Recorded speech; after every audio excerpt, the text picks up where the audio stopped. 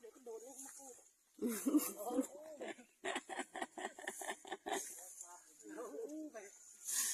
ตั้งครับมันหล่นมาทีก็ลงซ้ำลงเอาไปเลยมันเห็นลูกนั่น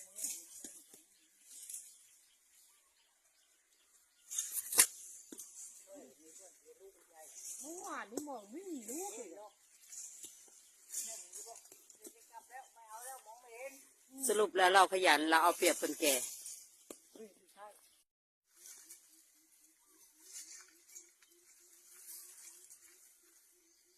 ลูกสวยมาก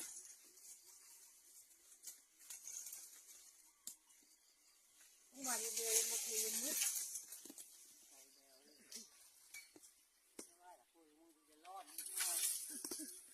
นั่นความเคยชินไปแล้วอยู่มันเป็นเดือนนี่เราเข้า